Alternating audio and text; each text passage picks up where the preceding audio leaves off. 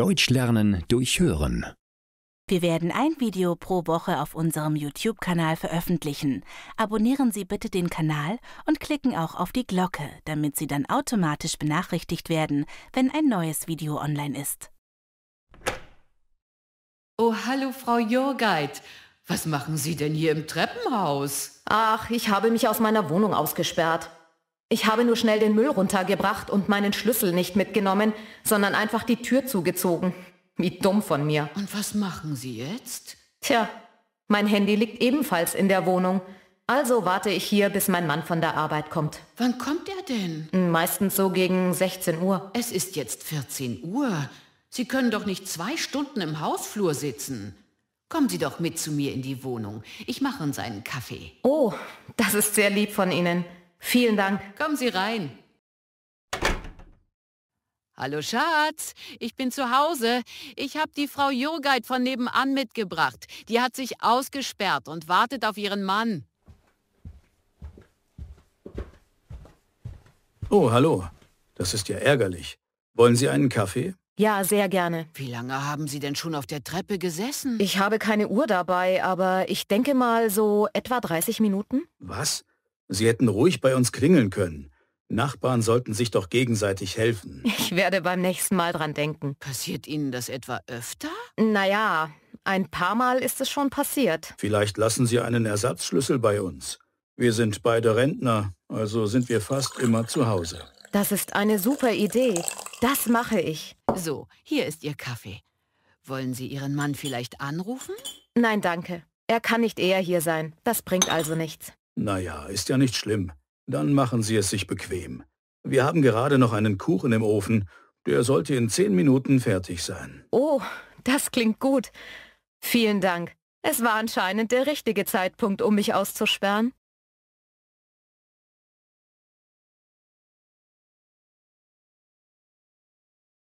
Hallo, Frau Spitz. Ach, guten Tag, Herr Dietrich. Und, wie gefällt Ihnen Ihre neue Wohnung? Eigentlich ganz gut, nur ist es unglaublich kalt. Seit 2 Tagen laufen alle Heizkörper auf voller Leistung, aber es wird nicht richtig warm. Ich schlafe nachts mit 2 Decken. Ist das bei Ihnen auch so? Bei mir? Nein, bei mir ist alles in Ordnung. Vielleicht funktioniert Ihre Heizung nicht richtig. Die Wohnung stand ja sehr lange leer. Da haben Sie vielleicht recht. An wen muss ich mich denn jetzt wenden? Da rufen Sie am besten unseren Hausmeister Herrn Weber an. Der schaut sich das mal an und beauftragt dann zur Not eine Firma, die sich damit besser auskennt. Aber oft kann er auch schon helfen. Haben Sie die Telefonnummer des Hausmeisters für mich? Schauen Sie mal, hier am schwarzen Brett stehen alle wichtigen Rufnummern. Das hier ist die Nummer des Hausmeisters. Ah, verstehe. Vielen Dank. Dann rufe ich direkt mal an. Gern geschehen. Schönen Tag noch. Danke Ihnen auch.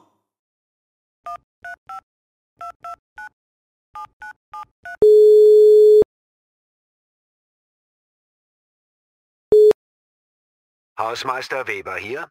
Hallo, Herr Weber. Hier ist Herr Dietrich aus der Nummer 23. Ich bin vor einer Woche eingezogen und glaube, dass meine Heizung nicht richtig funktioniert. Es ist total kalt in meiner Wohnung. Sind Sie denn jetzt zu Hause? Ja, ich bin da. Gut, dann komme ich direkt mal vorbei. Ich bin in 10 Minuten da. Super, bis gleich.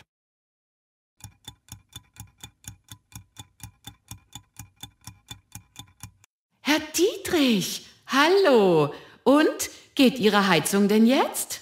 Hallo, Frau Spitz. Ja, der Hausmeister kam direkt gestern noch vorbei und hat die Heizung entlüftet. Seitdem funktioniert alles ohne Probleme und es ist schön warm. Na, das ist doch super. Ich habe noch eine Frage. Wie ist denn das mit der Hausreinigung hier? Muss ich das regelmäßig machen? Gibt es da einen Plan? Nein, das macht eine Reinigungsfirma. Darum müssen Sie sich nicht kümmern. Ach, sehr gut.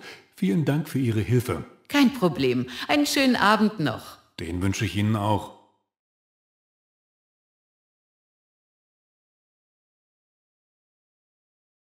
Hallo Martin, wie war dein Tag? Hallo Sabine, alles gut. Ich habe erfreuliche Nachrichten. Geht es um das Paket? Ja, genau. Es ist endlich in Timbuktu angekommen. Bärbel hat mir eben eine WhatsApp-Nachricht geschrieben. Mann, das hat ja auch sehr lange gedauert. 3 Wochen war das Paket jetzt unterwegs. Ja, ich dachte schon, das Paket kommt niemals an. Und, hat sich Bärbel gefreut? Ja, sie hat sich total über den Fotokalender gefreut. Und Jakob liebt das neue Skateboard. Perfekt. Dann war das ein Volltreffer. Ja, ein weiterer Volltreffer ist allerdings diese Postkarte, die ich in unserem Briefkasten gefunden habe. Die ist gar nicht für uns. Das ist schon die 5. falsch zugestellte Post. Schon wieder? Wie blöd ist das denn?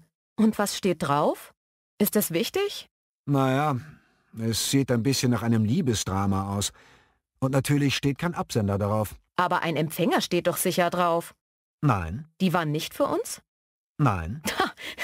Das hätte mich auch gewundert. Liebesdrama. Welche Anschrift ist es denn?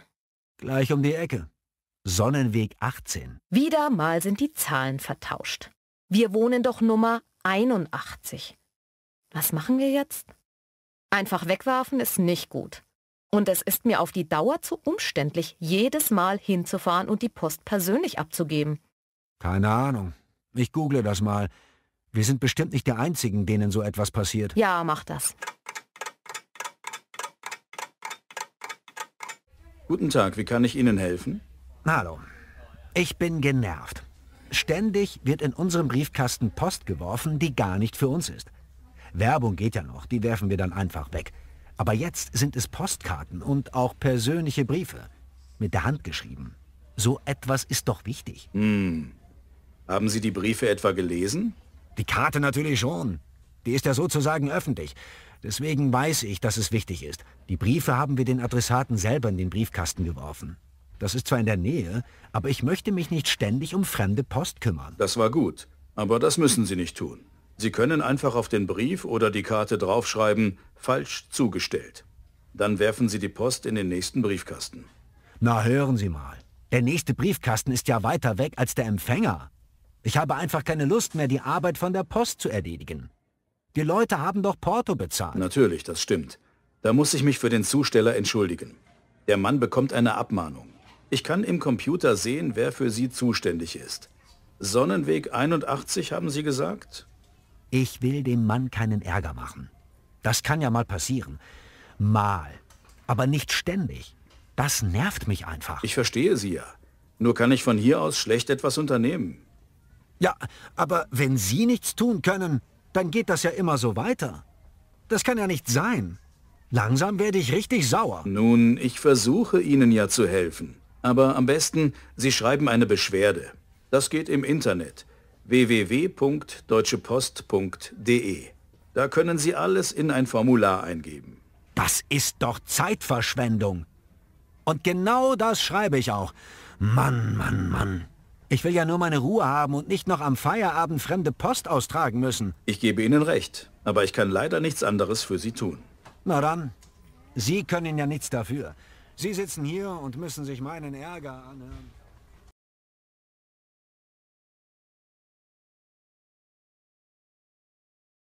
Guten Tag, was kann ich für Sie tun? Guten Tag. Ich möchte mich über eine Sprachreise informieren. Mein Sohn möchte in diesen Sommerferien eine Sprachreise machen. In welcher Klasse ist er denn jetzt? In der 9. Klasse. Und seit wie vielen Jahren lernt er Englisch? Seit der 3. Klasse.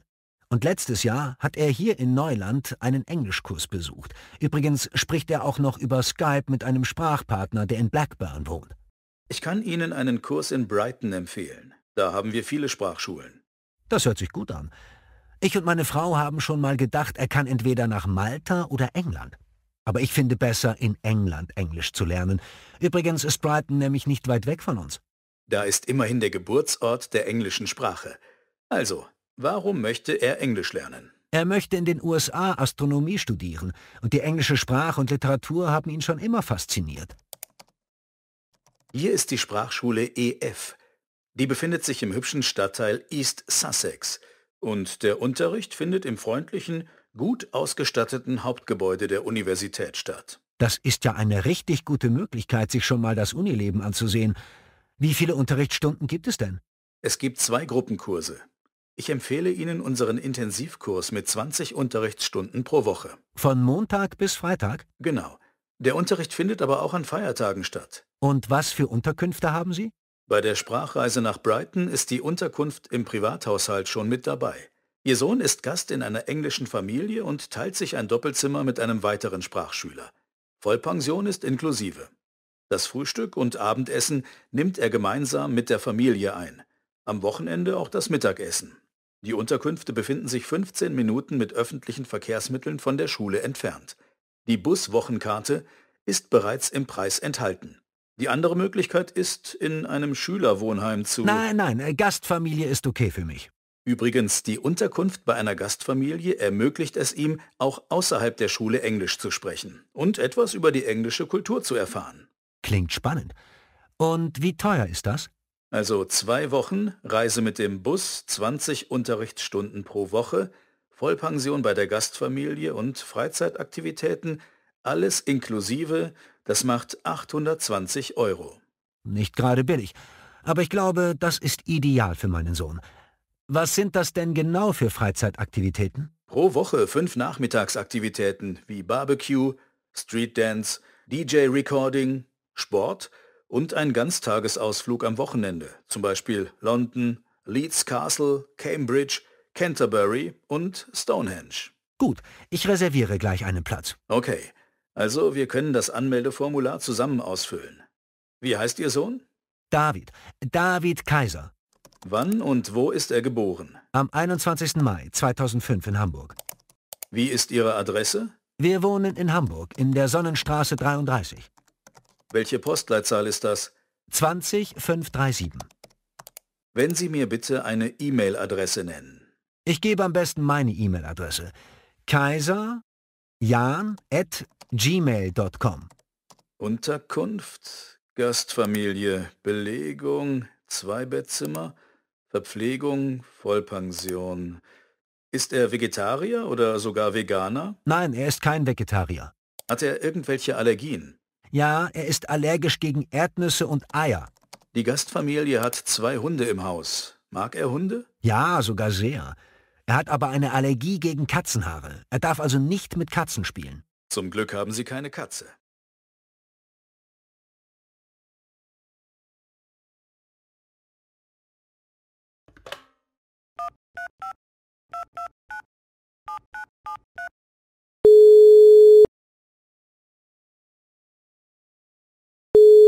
Centro Park Hotel in Berlin. Müller, guten Tag. Guten Tag, Schäfer ist mein Name. Ich wollte mich erkundigen, ob Sie vom 14. bis zum 16. Oktober noch freie Zimmer und einen Konferenzraum haben. Ab 14.10. für 2 Nächte. Moment, ich sehe mal nach.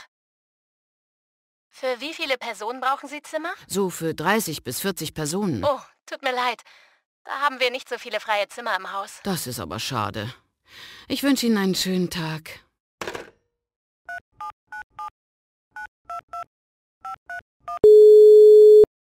Das Penta Hotel in Wilhelmsmühle. Sie sprechen mit Frau Eckelmann. Was kann ich für Sie tun? Guten Tag, Frau Eckelmann.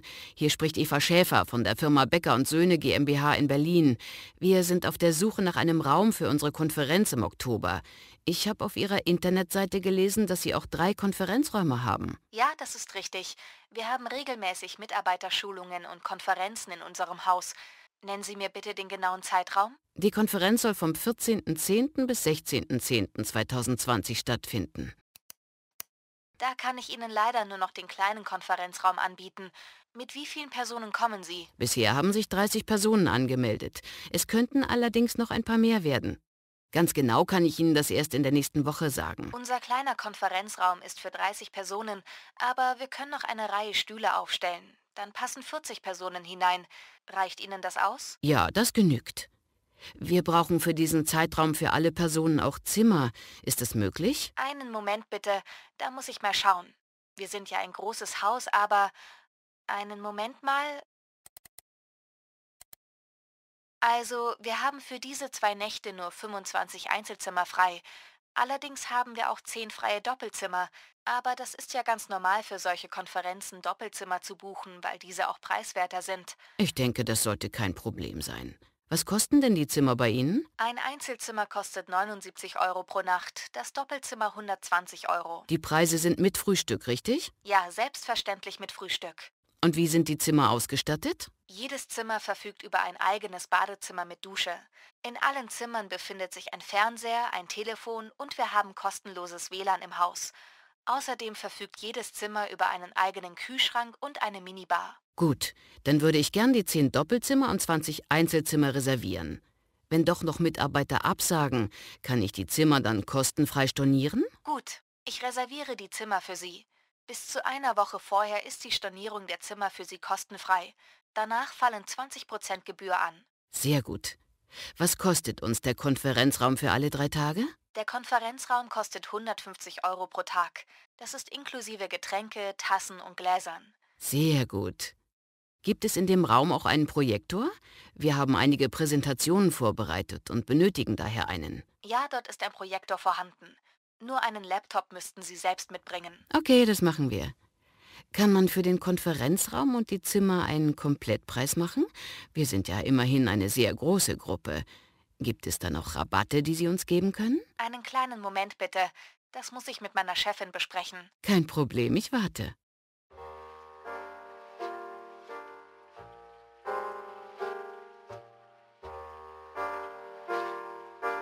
So, da bin ich wieder. Also, ich kann Ihnen die Hotelzimmer um 10 Euro pro Nacht vergünstigen. Außerdem kann ich Ihnen auf den Preis des Konferenzraumes 20% Rabatt geben. Das ist doch wunderbar. Vielen Dank. Sehr gern. Ich reserviere alles für Sie und sende Ihnen eine Bestätigung zu. Nennen Sie mir bitte noch Ihre E-Mail-Adresse? Ja, natürlich. Senden Sie die Bestätigung bitte an info@becker-söhne.de. Okay, Frau Schäfer. Sie erhalten in wenigen Minuten die Buchungsbestätigung von mir. Kann ich sonst noch etwas für Sie tun? Nein, danke. Das war alles. Vielen Dank für Ihre Zeit. Gern geschehen. Wenn Sie noch Fragen haben, können Sie mich jederzeit anrufen. Das mache ich. Einen schönen Tag noch. Das wünsche ich Ihnen auch.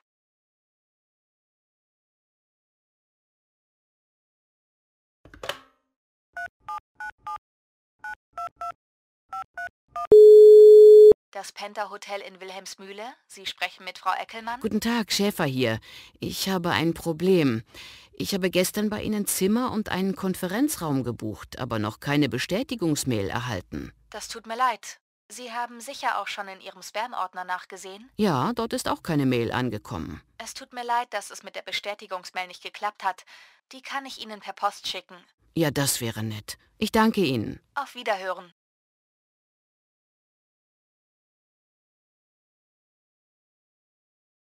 Dennis, hast du mit Lukas gesprochen? Wann kommt er denn? Ja, wir haben gestern telefoniert. Also er hat gesagt, dass er morgen gegen Abend kommt. Meine Mama hat mir das Auto geliehen. Dann holen wir Lukas am Bahnhof ab. Gut, das ist einfacher, weil wir sonst bis zum Hauptbahnhof 3-mal umsteigen müssten. Und habt ihr schon geplant, was wir machen? Nee, wir haben darüber gar nicht gesprochen. Aber er kennt die Stadt ja gar nicht. Darum glaube ich, dass wir in der Stadt bleiben und die wichtigsten Sehenswürdigkeiten besuchen. Aber Museen und historische Gebäude interessieren mich überhaupt nicht. Das sage ich dir schon jetzt. Nee, das ist auch nicht so mein Ding. Sowas wie Burgen, Schlösser und Gemäldegalerien interessieren mich eher weniger. Also, wir können zuerst mit dem Kölner Dom anfangen und da aufs Dach des Doms steigen. Ich glaube, der Blick auf Köln ist von dort oben wunderschön. Weißt du, wie viele Treppenstufen es bis nach oben sind? Nein? Wie viele? Ich war schon einmal dort und habe 533 Treppenstufen gezählt. Dafür wird man aber mit einer der schönsten Aussichten über die Stadt belohnt. Gibt's keinen Aufzug? Leider nein. Es gibt nur eine Rundtreppe, die nach oben immer enger wird. Dann ist das nichts für mich, weil ich Platzangst habe. Dann können wir ja nach oben steigen, während du einen Kaffee trinkst. Einverstanden. Wie wäre es denn noch mit dem Schokoladenmuseum? Die Lage des Museums am Rhein ist wunderschön. Schokoladenmuseum? Naja, das finde ich jetzt nicht so interessant. Ich war schon vor etwa 3 Jahren mit meiner Mama dort und an dem Tag war es sehr warm. Mama hat viele Schokoladen als Geschenk gekauft und alle sind im Rucksack leider geschmolzen. Schade. Dann besucht man das Museum am besten an einem regnerischen Tag. Ja, genau. Und was gibt's noch? Die Hohenzollernbrücke, die ist ein Muss. Sie gehört zu den Top 10 der Kölner Sehenswürdigkeiten. Da will ich unbedingt hin, um ein Liebesschloss an der Brücke zu befestigen und den Schlüssel in den Fluss zu werfen. Prima. Das würde ich auch gerne machen. Aber ich brauche ein Doppelherzschloss. Das schließe ich einmal ab und das kann nie wieder geöffnet werden. Was lässt du ins Liebesschloss eingravieren? Meinen und Tinas Namen und das Datum, an dem wir uns kennengelernt haben. Und was machen wir am Abend? Sollen wir vielleicht ins Kino gehen? Kino finde ich nicht so gut. Gehen wir lieber in ein Café an der Rheinpromenade. Da kann man gemütlich sitzen und sich unterhalten. Du hast recht. Das ist vielleicht besser. Wir sind dann sicher auch müde vom Herumlaufen. Übrigens, Lukas hat mich auch gefragt, wo er übernachten kann. Ich werde ihm vorschlagen, dass er bei mir schlafen kann. Das kostet nichts und dann braucht er kein Geld für ein Hotelzimmer auszugeben. Sehr gut. Ich kann ihn leider nicht zu mir einladen, weil meine Wohnung so klein ist. Dann ist ja alles klar. Ja, ich glaube schon. Ich freue mich schon.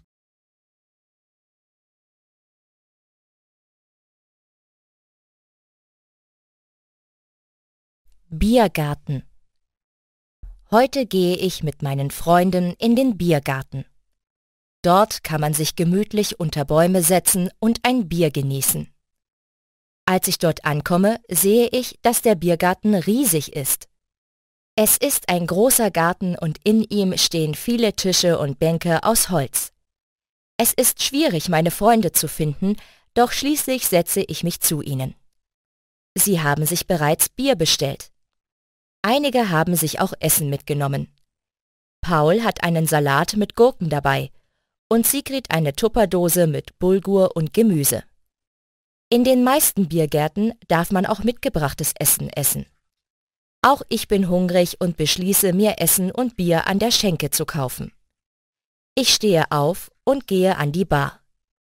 Dort bestelle ich mir eine Brezel mit Butter und Schnittlauch und einen Kartoffelsalat. Und natürlich eine große Maß Bier. Eine Maß ist eine Bezeichnung für einen 1 Liter Krug mit Bier. Ich trage alles zurück an unseren Tisch. Meine Freunde und ich haben sehr viel Spaß. Es ist ein warmer Tag und das Bier schmeckt köstlich. Ein anderer Freund hat sich noch eine Schweinshaxe bestellt und jetzt essen wir alle zusammen. Das ist ein wunderschöner, typischer Tag in Bayern.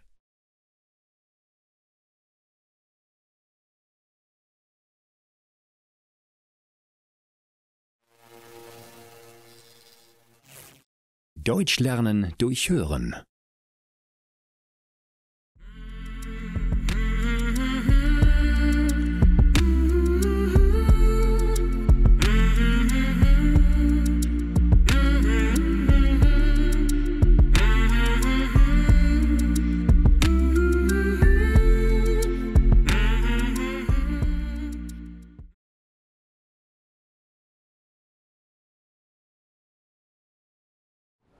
Hallo, Edward. Martha, lange nicht mehr gesehen. Wie geht's dir? Danke, sehr gut. Und dir? Mir geht's auch gut.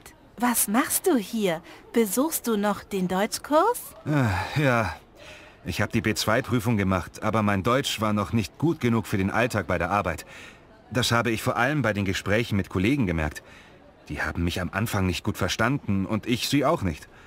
Ach, das ärgert mich immer, wenn ich daran denke. Aber so viel ich weiß, bist du mittlerweile seit 2 Jahren in diesem Kurs, oder? Nein. Ich war bis Niveau A2 in der Sprachschule CCL. Dann habe ich hier in diesen Sprachkurs gewechselt, weil ich mit den Lehrern überhaupt nicht klargekommen bin. Weißt du, ich habe auch hier die gleichen Probleme. Bei Herrn Beck lerne ich einfach nichts. Ach, das kann ich nicht glauben. Ich habe selbst auch diesen Deutschkurs besucht und dort viel gelernt. Beim Sprechen mache ich auch manchmal noch Fehler und ich spreche auch nicht so fließend, aber schon gut genug. Mein Kurs hat um 2 Uhr nachmittags begonnen und ich bin immer früh aufgestanden und habe bis zum Kursbeginn viel gelernt, weil ich abends in einer Kneipe als Kellnerin arbeiten musste. Sag mal, Edward, was machst du vor dem Deutschkurs? Morgens gehe ich ins Fitnessstudio und dann gibt es ein eiweißreiches Frühstück. Schau mal. Ich habe jetzt voll viele Muskeln. Verstehe. Du bist ja fit. Und wie läuft es dann beim Deutschkurs? Bist du dann nicht zu müde? Doch. Ich bin nach dem Sport schon immer sehr müde. Deswegen schlafe ich fast während des Unterrichts ein. Und nach dem Deutschkurs? Da muss ich zuerst einkaufen gehen, weil ich mein Essen nur mit frischen Zutaten koche. Zum Beispiel heute Abend zum Abendessen. Putensteak vom Grill mit Salat. Weißt du, ich brauche viel Protein für den Muskelaufbau. Aber wenn ich keine Lust zum Kochen habe, gehe ich ins Steakhouse. Nach dem Essen treffe ich mich meistens mit meinen Freunden. Dann sprechen wir über Fußball. Also verbringe ich den Abend mit ihnen. Können deine Freunde gut Deutsch sprechen? Nein. Sie kommen auch aus Italien. Wir sprechen unsere eigene Sprache. Wir versuchen Deutsch zu sprechen, aber es ist uns wirklich zu anstrengend. Was ist mit den Hausaufgaben? Haha, Martha. Ich bin doch kein Kind mehr. Oh Gott. Ich muss ganz ehrlich sagen, dein Lehrer hat keine Schuld. Du bist faul. Ich wünsche dir mit deinen Muskeln ein schönes Leben. Tschüss. Wie bitte? Was? Martha, warte!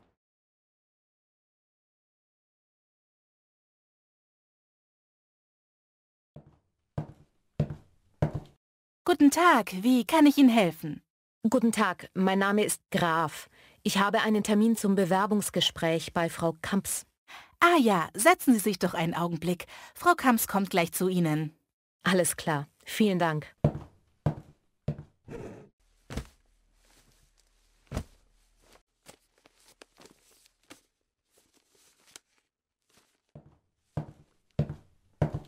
Hallo, Frau Graf. Entschuldigen Sie, dass Sie so lange warten mussten. Ich hatte noch einen Kundentermin, der leider etwas länger gedauert hat. Kein Problem, ich habe keine weiteren Termine. Dann kommen Sie doch mit in mein Büro. Dann können wir uns ganz in Ruhe unterhalten. Sehr gerne. So, nehmen Sie Platz. Ich habe Ihre Bewerbung gelesen und war sehr neugierig auf Sie. Sie haben bereits als Buchhalterin gearbeitet? Ja, ich habe ursprünglich mal eine Ausbildung zur Bürokauffrau gemacht und später dann eine Fortbildung zur Buchhalterin. Ich habe 8 Jahre lang bei einem Steuerberater gearbeitet. Und warum möchten Sie dort nun nicht mehr arbeiten? Der Geschäftsführer ist mittlerweile 62 Jahre alt und geht noch dieses Jahr in Rente. Er hat keinen Nachfolger für seine Kanzlei gefunden, also wird diese geschlossen. Daher suche ich nun nach einer neuen Arbeitsstelle. Verstehe. Dann sind Sie ja hier bei uns genau richtig. Wir suchen dringend eine neue Buchhalterin, da unsere 3 Angestellten nicht mehr arbeiten können. Das klingt hervorragend. Ab wann wäre der Arbeitsbeginn? Also, Frau Graf, ich spreche jetzt mal ganz offen. Sie sind die Beste für diese Stelle. Und ich möchte Sie gern einstellen, und zwar so schnell wie möglich. Haben Sie Ihre alte Stelle bereits gekündigt? Das ist nicht nötig. Mein Chef hat uns allen zugesichert, dass es keine Kündigungsfristen für uns gibt. Er lässt uns fristlos aus unseren Arbeitsverträgen raus, wenn wir eine neue Stelle gefunden haben. Er sagte, dass er uns in diese Lage gebracht hat und uns somit keine weiteren Steine in den Weg legen möchte. Das ist sehr nobel und für uns natürlich vorteilhaft. Könnten Sie nächsten Montag bei uns anfangen? Ja, natürlich. Ich freue mich sehr. Großartig. Dann bereite ich schnell noch Ihren Arbeitsvertrag vor und Sie unterschreiben ihn gleich heute. Eine Frage habe ich noch. Welches Gehalt erwartet mich denn? Ach, stimmt. Die wichtigste Frage haben wir übersprungen. Was stellen Sie sich denn vor? Ich hätte gern 3.000 € brutto. Das passt in etwa zu meinen Vorstellungen. Sie bekommen 3.100 € brutto pro Monat. Nach einem Jahr bei uns bekommen Sie eine Gehaltserhöhung. Das ist wunderbar. Ich freue mich auf meine neuen Kollegen. Das Team hier ist sehr herzlich und harmoniert gut. Ich denke, dass Sie sich gut einleben werden. Danke. Das beruhigt mich.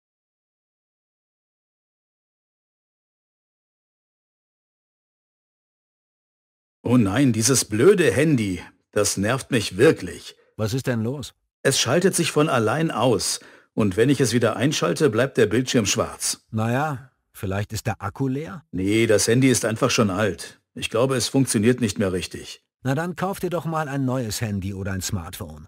Das ist doch viel praktischer. Mit einem Smartphone kannst du mehr machen als mit einem normalen Handy. Ja, das stimmt. Aber ist es nicht viel teurer als ein Handy? Ja, schon. Du kannst aber auch einfach ein altes Modell nehmen. Die neuen sind viel teurer. Tobias, weißt du, was mir gerade einfällt? Du telefonierst doch viel. Warum schließt du nicht einen Handyvertrag ab? Das ist eine gute Idee. Aber ich habe einfach keine Zeit, mich darum zu kümmern. Und ich weiß überhaupt nicht, was für ein Handy ich nehmen soll. Also komm, Tobias. Das kannst du doch alles im Internet nachsehen und bestellen. Keine Zeit ist wirklich kein Argument. Das kannst du einfach mal abends machen. Na, du bist lustig. So einfach und schnell geht das doch auch nicht. Es gibt doch so viele Smartphones. Ich weiß ja gar nicht, wo ich da anfangen soll zu suchen. Dann kauf dir doch einfach das gleiche Handy, das ich habe. Das ist echt super. Schau mal, hier ist es. Es ist auch ganz einfach zu bedienen. Nee, das ist viel zu groß und zu dick. Ich möchte ein kompaktes Handy, das einfach in die Hosentasche passt. Also, es gibt Vergleichsportale, auf denen kann man sich alle Smartphones anschauen und natürlich die Preise vergleichen. Ab und zu sind wirklich interessante Angebote dabei. Man kann dann direkt online bestellen und wenige Tage später kommt das Smartphone zu dir nach Hause. Das ist schon sehr praktisch. Und das erspart einem viele Wege. Dann gib mal Vergleichsportale in die Suchmaschine ein. Was wird da angezeigt? Check24.de. Verivox. Öffne mal Check24 und klicke dann auf Handy mit Vertrag da oben. Aber lass uns erst mal Mittagessen gehen. Ich habe riesigen Hunger. Ja, ja. Wie wäre es mit einer Currywurst mit Pommes? Ich lade dich ein. Sehr gerne, das ist nett.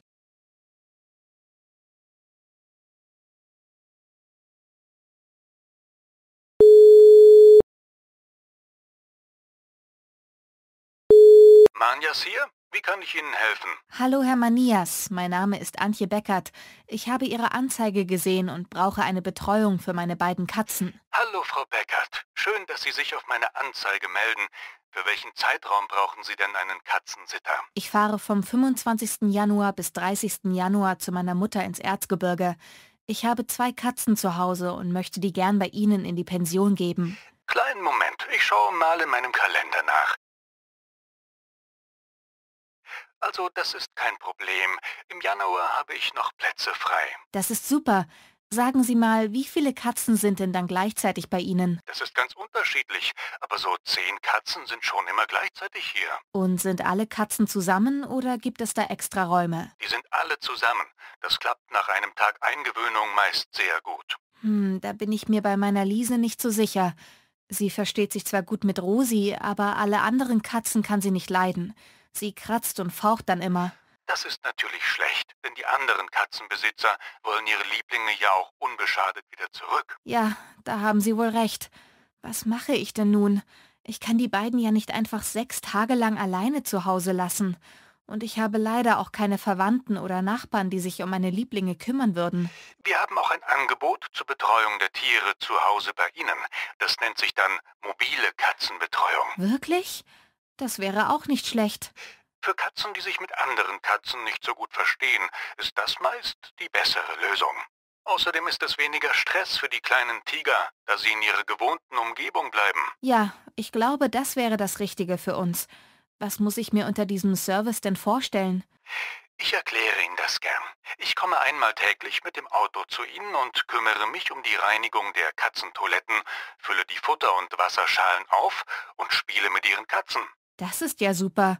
Wie lange bleiben Sie denn bei meinen Katzen? Ich bleibe pro Besuch etwa 30 Minuten.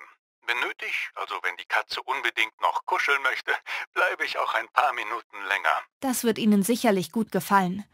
Sagen Sie, ist es denn auch möglich, dass Sie da meine Blumen gießen und die Post aus dem Briefkasten nach oben mitnehmen? Klar, das mache ich gern. Oh, Sie sind ein Engel. Was kostet die Betreuung denn? Vom 25. bis zum 30. Januar, richtig? Genau. Das sind 6 Tage. Pro Tag berechne ich 20 €. Das wären insgesamt also 120 €. Ich hätte gedacht, dass das viel teurer ist. Das ist ja wunderbar. Dann bleibt mehr Geld, um meinen beiden Lieblingen aus dem Erzgebirge eine Kleinigkeit mitzubringen. Da werden Sie sich bestimmt freuen. Und wie bekommen Sie meinen Wohnungsschlüssel? Ich komme vorher vorbei zu einem Kennenlerntermin. Es ist immer ganz gut, wenn die Katzen mich schon einmal gesehen haben. Da können Sie mir dann auch den Schlüssel geben. Alles klar. Ich hätte nächste Woche Freitag Zeit.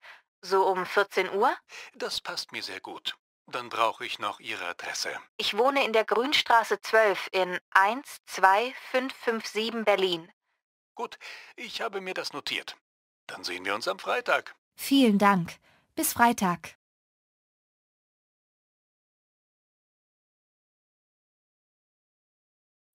Hallo Jan, wir haben uns ja schon lange nicht mehr gesehen. Ja, hallo Stefan. Das ist ja eine Überraschung. Wie geht es dir? Es geht mir nicht gut. Weißt du, was mir letzte Woche passiert ist? Was denn? Ich hatte einen Unfall. Oh nein, was ist denn passiert? Ich bin mit dem Fahrrad gestürzt. Als ich eine Kreuzung überquerte, ist ein Auto bei Rot über die Ampel gefahren und hat mich angefahren. Und? Hast du dich verletzt? Ich war bis gestern im Krankenhaus. Ich bin mit dem Kopf gegen den Bordstein geschlagen und hatte eine Platzwunde am Kopf, die genäht werden musste.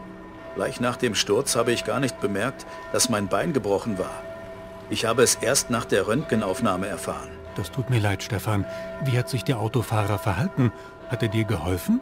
Stell dir vor, der Autofahrer hat sich nicht einmal entschuldigt. Er ist einfach weitergefahren. Außerdem wurde er bislang noch nicht gefunden. Der Täter ist einfach abgehauen, ohne dir zu helfen? Das macht man doch nicht. Aber Stefan, ich bin so froh, dass dir nichts Schlimmeres passiert ist. Ja, es hätte auch anders enden können. Und was machst du eigentlich hier? Ich gehe zur Apotheke, hole mir meine Medikamente. Dann halte ich dich nicht länger auf. Gute Besserung wünsche ich dir. Danke. Wir sehen uns dann nächste Woche. Ja, bis dann. Tschüss.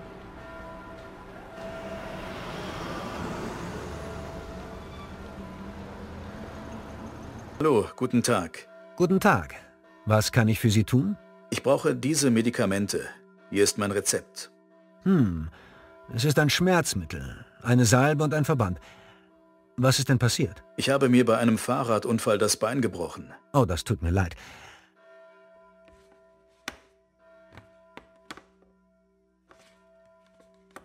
So, hier sind Ihre Medikamente und Ihr Verband. Das Schmerzmittel müssen Sie 3-mal täglich morgens, mittags und abends einnehmen. Und die Salbe müssen Sie vor dem Verbandwechsel dick auftragen. Wie oft muss ich den Verband wechseln? 1-mal täglich. Vielen Dank. Ich brauche auch noch dieses Medikament. Für meine Tochter. Das ist aber ein Antibiotikum. Das kann ich Ihnen leider nicht einfach so geben. Dafür brauchen Sie ein Rezept. Es ist verschreibungspflichtig. Ach so. Das hat meine Frau aufgeschrieben. Dann gehen wir morgen zum Arzt. Und wie teuer sind die Medikamente und der Verband? Alles zusammen kostet 29,90 €. Ich habe leider nur einen 100-Euro-Schein. Das ist kein Problem. Hier ist Ihr Rückgeld. 70,10 €. Gute Besserung. Vielen Dank. Auf Wiedersehen. Auf Wiedersehen.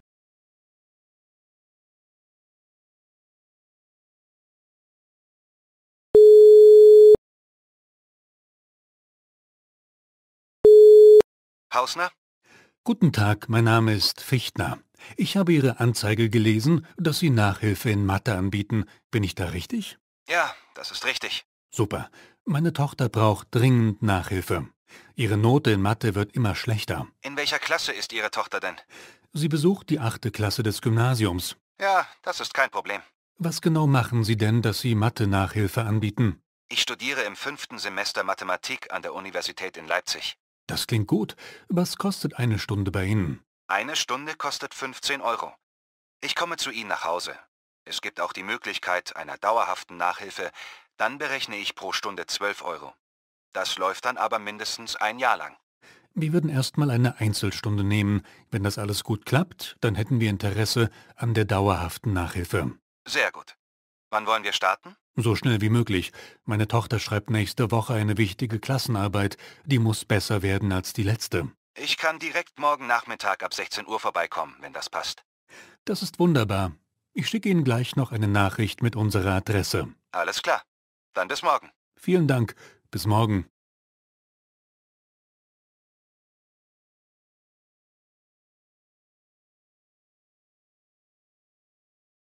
Hey, ich habe heute Konrad beim Einkaufen getroffen.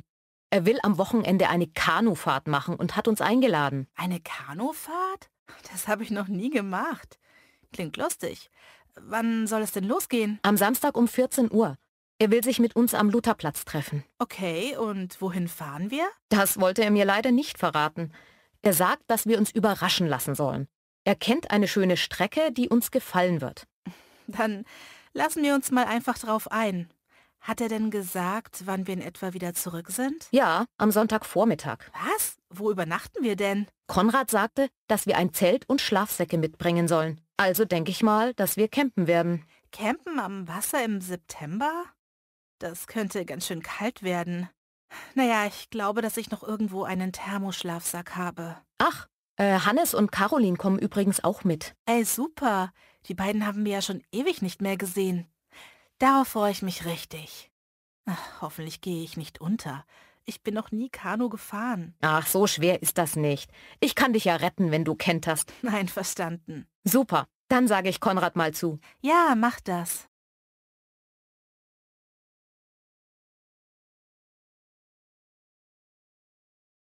Mülltrennung und Recycling in Deutschland.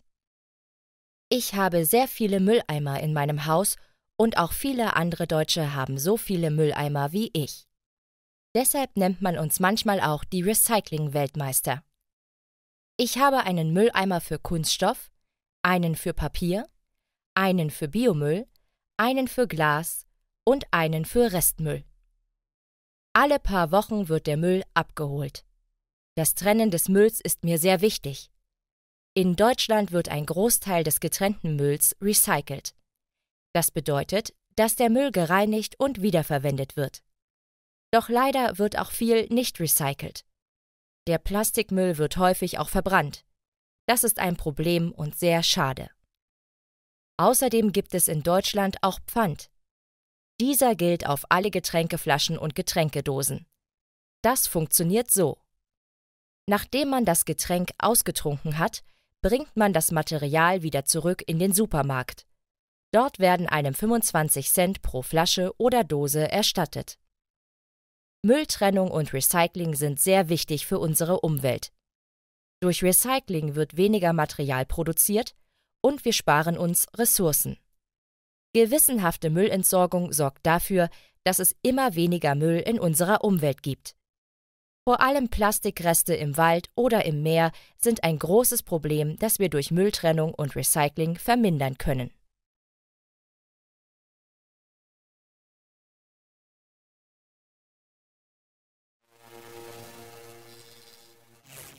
Deutsch lernen durch Hören.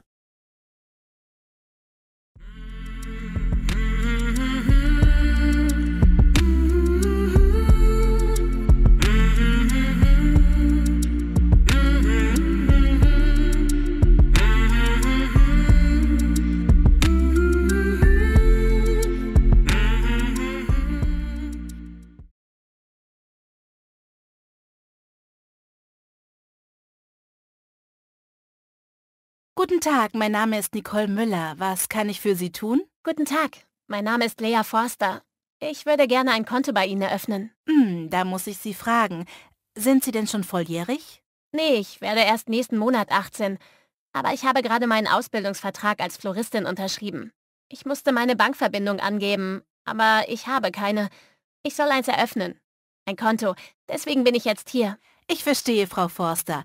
Leider können Sie ohne die Zustimmung Ihrer Eltern kein Konto eröffnen. Das geht erst, wenn Sie 18 sind. Da müssten Sie noch mal gemeinsam mit Ihren Eltern vorbeikommen. Aber wie soll das denn funktionieren? Meine Mutter ist jeden Tag sehr lange arbeiten. Die schafft es nicht, während ihrer Öffnungszeiten hierher zu kommen. Ich kann Ihnen ein Formular zur Kontoeröffnung geben und dann unterschreibt Ihre Mutter das und fügt eine Kopie Ihres Personalausweises bei. Das reicht auch aus, wenn Ihre Mutter nicht persönlich zu uns kommen kann. Die Unterschrift meiner Mutter reicht aber aus, ja? Mein Vater hat sich noch nie um mich gekümmert und ich weiß auch nicht, wo er wohnt. Wenn Ihre Mutter das alleinige Sorgerecht für Sie hat, dann ist das ausreichend. Keine Ahnung, da muss ich meine Mama fragen. In Ordnung, hier ist das Formular. Wenn Ihre Mutter das unterschrieben hat, dann kommen Sie wieder vorbei. Wie lange dauert das denn, bis das Konto eröffnet ist? Ich fange meine Ausbildung nächste Woche an und in 4 Wochen kommt dann auch schon mein erstes Ausbildungsgehalt. Wenn wir alle Unterlagen haben, dann dauert das nur einige Minuten und das Konto steht bereit. Super, dann komme ich morgen direkt wieder. Morgen haben wir geschlossen, aber am Mittwoch können Sie gern direkt wieder zu mir kommen. Ich weiß dann ja bereits Bescheid. Alles klar, dann bis Mittwoch.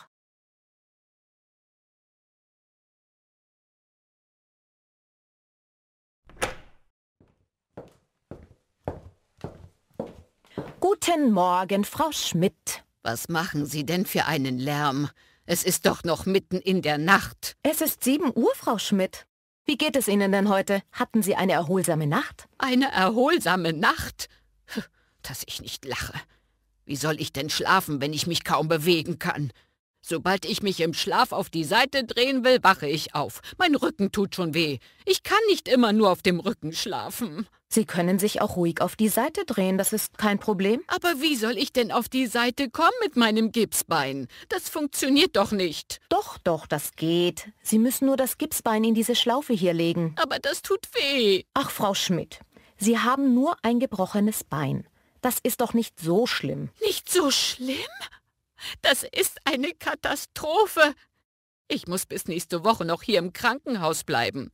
Dabei heiratet meine Tochter am Dienstag. Wenn Sie regelmäßig Ihre Krankengymnastik machen würden und nicht den ganzen Tag nur im Bett liegen würden, dann wären Sie schon lange wieder zu Hause. Wie soll ich denn mit meinem gebrochenen Bein aufstehen? Ganz einfach.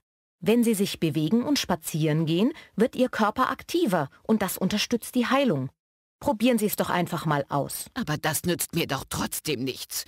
Meine Tochter heiratet am Dienstag und ich kann nicht dabei sein, weil ich hier im Krankenhaus liege. Ich mache Ihnen einen Vorschlag, Frau Schmidt. Wenn Sie heute mindestens 3 Runden spazieren und einmal zur Krankengymnastik gehen, bespreche ich das mit dem Arzt, ob er Sie nicht bereits am Montag entlassen kann. Was halten Sie davon? Das wäre ja wundervoll. Dann könnte ich an der Hochzeit teilnehmen. Würden Sie das für mich tun? Wenn Sie aufstehen und machen, was wir Ihnen raten, dann sehe ich da gute Chancen, dass der Arzt zustimmt. Dann werde ich direkt aufstehen und mich waschen gehen. Sehr schön. Wenn Sie Hilfe brauchen, dann rufen Sie mich einfach. Ich hole in der Zwischenzeit Ihr Frühstück. Sie sollten essen, damit Ihr Körper die nötige Energie hat. Ja, das werde ich. Vielen Dank. Ich freue mich sehr darüber.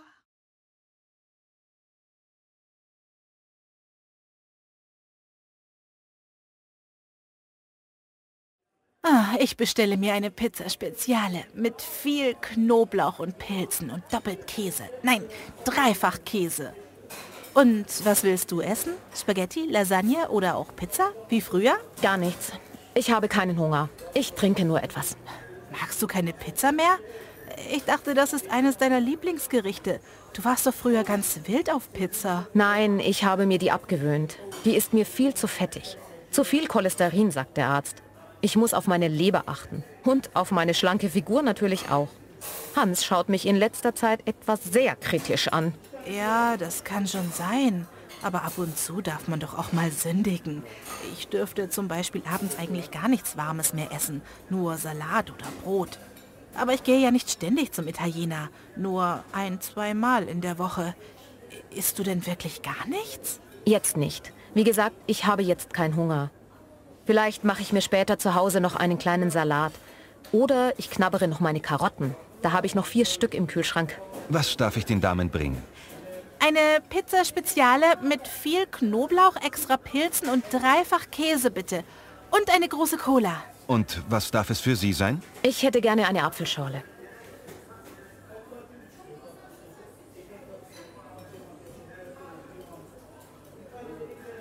So, die Damen. Eine Apfelschorle für Sie und für Sie die Pizza und die Cola. Ich wünsche einen guten Appetit. Danke, den habe ich. Immer. Tag und Nacht sozusagen. Und? Schmeckt's dir? Das ist ja eine Riesenportion. Davon würde ich 3 Tage lang satt werden. Aber sicher doch. Perfekt. Und genau die richtige Menge Knoblauch drin. Riesenportion? Ach was, das schaffe ich locker. Magst du mal probieren? Nein, danke. Wirklich nicht. Ich habe ehrlich keinen Hunger.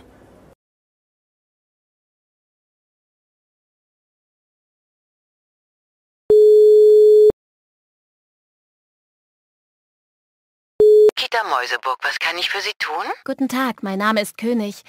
Ich möchte mich gerne bei Ihnen um eine Ausbildung zur Erzieherin bewerben. Guten Tag, Frau König. Da sind Sie hier leider falsch. Eine Ausbildung zur Erzieherin findet nicht in einer Kita oder Grundschule statt. Die Ausbildung wird an einer Fachschule für Sozialpädagogik durchgeführt. Ach so, das wusste ich nicht. Also mache ich die Ausbildung an einer Fachschule und kann mich danach dann bei Ihnen bewerben? Sie können auch gern vorab schon ein Praktikum bei uns machen, um in den Beruf mal reinzuschnuppern. Außerdem gibt es im 3. Lehrjahr ein ganzjähriges Praktikum. Das können Sie auch sehr gern bei uns machen. Wir suchen immer nach neuen Mitarbeitern, da wir seit langem mit weniger Personal arbeiten. Wissen Sie, wie lange die Ausbildung dauert? Die Ausbildung dauert 3 Jahre. Aber wie gesagt, das letzte Ausbildungsjahr findet in einer Kita statt. Vielen Dank. Wann könnte ich denn vorab ein Praktikum bei Ihnen machen? Sie können gern nächste Woche direkt anfangen. Wir haben momentan sehr viele Kinder hier und zu wenig Erzieher. Jede helfende Hand ist sehr willkommen. In Ordnung, dann komme ich am Montag. Wann soll ich da sein?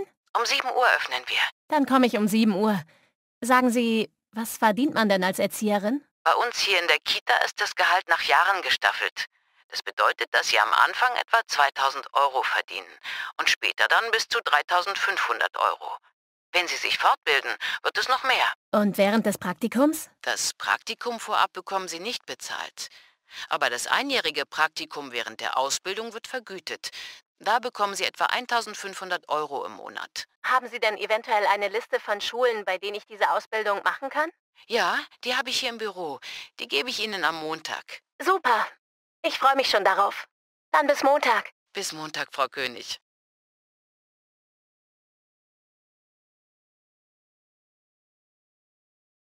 Was ist los, Nicole? Du bist die ganze Zeit in der Wohnung hin und her gerannt. Ja, ich muss noch viel erledigen, bevor wir abreisen. Was musst du eigentlich erledigen? Ich muss aufräumen, das Altpapier wegbringen, noch den Schlüssel bei einem der Nachbarn abgeben. Wem gibst du den? Du weißt doch, die Blumen auf dem Balkon müssen gegossen werden. Gestern habe ich Herrn Müller im Hausflur getroffen und ihn gefragt, ob er unsere Blumen gießen kann. Aber er ist nächste Woche auch im Urlaub. Ich frage mal gleich Familie Kaya. Reicht es aus, wenn die das etwa 2-mal in der Woche machen? Ja, das reicht. Weißt du, Nicole, wir müssen in 2 Stunden am Flughafen sein. Und du hast noch gar nicht gepackt, oder? Doch, ich habe fast alles eingepackt. Ich brauche nicht mehr lang. Und du? Bist du fertig? Fertig? Ich habe gerade erst damit angefangen. Ich muss ja ein paar E-Mails schreiben. Nicole, hast du meine Sandalen eingepackt? Natürlich, Tim. Und deine weißen Socken. Wir sind ja schließlich im Urlaub. Hast du den Regenschirm und Stadtplan eingepackt? Ja, sie sind in der Tasche, glaube ich. Ja, genau, sie sind in der Reisetasche. Sag mal, warum nehmen wir denn Badesachen nicht mit? Vielleicht gehen wir mal schwimmen. Ja, das habe ich auch schon mal gedacht. Aber wir gehen hier auch nie schwimmen. Deswegen lasse ich lieber meinen Bikini hier. Meinst du? Wir wollen doch die Stadt ansehen und in so viele Museen gehen. Dann lege ich meine Badehose wieder in den Schrank zurück. Hast du meinen Reisepass gesehen? Ist der nicht in meinem Rucksack? Ich habe die Reisepässe und die Tickets in den Rucksack gesteckt. Aber mein Pass ist nicht da. Ich weiß einfach nicht mehr, wo ich ihn hingelegt habe. Typisch. Wir sind immer spät dran. In letzter Stunde packen wir unsere Koffer. Ja, das sind wir. Wir haben aber heute auch lange geschlafen und dann noch ausgiebig gefrühstückt. Aha, schau mal, wo ich meinen Pass gefunden habe. Im Bücherregal. Ach, Mensch. Der Koffer geht nicht zu. Er ist zu voll. Warte, ich helfe dir. Ich setze mich auf ihn und dann kannst du ihn schließen. Puh, ich schaffe es nicht. Na, dann musst du halt ein paar Sachen hier lassen. Ja, ich mach das schon. Ich nehme meine Schuhe wieder heraus und packe sie in eine Plastiktüte. Weißt du, wo ich meinen Hut hingelegt habe? Keine Ahnung. Ich glaube, irgendwo im Schlafzimmer. Los, jetzt beeil dich. Wir müssen noch mit dem ganzen Gepäck zur S-Bahn laufen. Ich glaube, es wäre besser, einfach ein Taxi zu rufen. Ich hoffe, da sind nicht so viele Leute am Schalter. Erinnerst du dich noch an unseren letzten Urlaub? Wir haben das Flugzeug verpasst. Ja, da bin ich aber richtig ausgerastet. Es war dann noch viel schlimmer in Jerusalem. Weißt du, wir waren vor dem Flughafen in diesem Sammeltaxi. Ja, und der betrunkene Mann hat dir einen Schlag versetzt. Nein, das war eine andere Geschichte. Wir haben mit 2 weiteren Paaren in dem Sammeltaxi gesessen und darauf gewartet, dass der Wagen losfährt. Ach ja, jetzt erinnere ich mich. Das war ja auch schon traurig. Ein alter Mann hat sich mit dem Taxifahrer um den Preis gestritten und seine Frau mit dem amerikanischen Akzent ist dazugekommen und auf einmal gab es ein Handgemenge vor dem Taxi. Der Fahrer hat den alten Mann dann geschubst? Ja, das war peinlich. Gut, dann ruf doch mal ein Taxi.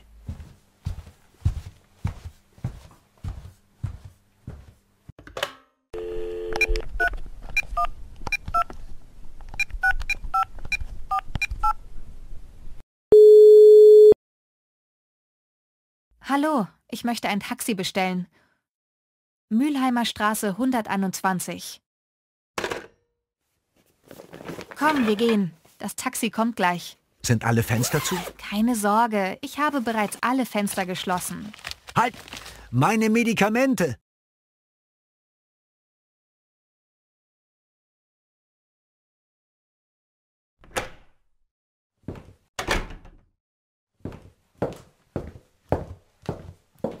Guten Morgen, Marco.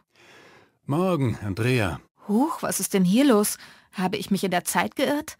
Ich dachte, wir haben um 10 Uhr Teambesprechung. Es ist ja noch gar niemand da. Ja, die Besprechung war um 10 Uhr. Wie du siehst, ist keiner da. Die beiden Bauleiter sind auf der Baustelle. Die haben einen Termin mit dem Bauherrn. Herr Scheibe hat sich heute Morgen bei mir gemeldet. Sein Sohn ist auf dem Weg zur Schule auf dem glatten Gehweg ausgerutscht und hat sich wahrscheinlich den Arm gebrochen. Sie sind im Krankenhaus, um den Arm röntgen zu lassen. Aber er kommt dann später noch zur Arbeit. Oh je, das ist ja schrecklich. Thomas hat mir vor einer halben Stunde eine Nachricht geschickt. Er kommt später. Sein Auto ist nicht angesprungen und er wartet jetzt auf den Pannendienst. Das ist ja aber schon das 3. Mal, dass das passiert. Vielleicht sollte er seinen Wagen mal in die Werkstatt bringen und reparieren lassen. Hast du von den anderen etwas gehört? Nein, Erik habe ich gerade noch auf dem Flur gesehen. Ich dachte, er kommt auch direkt hierher. Ich habe keine Ahnung, wo er steckt. Simone wollte nur noch schnell zur Toilette und Ufuk musste wohl ganz dringend noch eine E-Mail schicken. Die Kollegen sollten also gleich kommen. Und Miriam? Weißt du was von ihr? Miriam hat heute Urlaub. Sie kommt erst am Montag wieder. Ich glaube, sie wollte sich eine neue Küche kaufen und hat heute den Termin zur Planung. Ach ja, stimmt. Das hatte sie mir gestern noch erzählt. Dann fehlt ja nur noch Simon. Ich habe nichts von Simon gehört und ihn heute auch noch nicht gesehen. Das ist komisch. Simon ist eigentlich immer sehr zuverlässig. Gut, ich denke, ich werde das Thema der Pünktlichkeit ansprechen müssen. Ich habe genug andere Dinge auf meinem Schreibtisch zu erledigen, als hier im Besprechungsraum zu sitzen und zu warten, bis alle Kollegen den Weg hierher gefunden haben. So geht das nicht weiter. In meiner alten Firma gab es im Besprechungsraum ein Sparschwein. Jeder Kollege, der nicht pünktlich zur Besprechung gekommen ist, musste 5 € einwerfen. Am Ende jedes Monats haben wir davon Pizza für alle bestellt. Das hat sehr gut funktioniert. Das ist keine schlechte Idee. Das können wir auch machen. Jetzt ist es schon 5 Minuten nach 10. So langsam geht meine Geduld zu Ende. Soll ich einmal schauen gehen, ob ich die Kollegen finde? Das wäre sehr nett von dir. Vielen Dank. Kein Problem. Ich mache mich auf die Suche.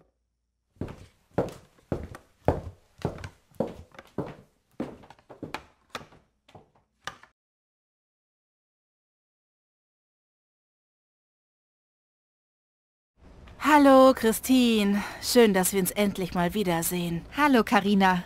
Ja, es ist schon viel zu lange her. Ich freue mich sehr auf unser gemeinsames Essen. Da hast du wohl recht. Wie lange haben wir uns jetzt nicht mehr gesehen? Es sind jetzt 6 Monate. Das müssen wir in Zukunft besser machen. Unsere regelmäßigen Treffen von früher fehlen mir sehr. Na, was hältst du davon, wenn wir jeden Monat einen festen Tag ausmachen, an dem wir uns treffen? Das ist eine super Idee. Was hältst du vom ersten Samstag im Monat? Abgemacht, das machen wir so. Super, dann lass uns mal reingehen. Ich habe riesigen Hunger. Oh ja, ich auch.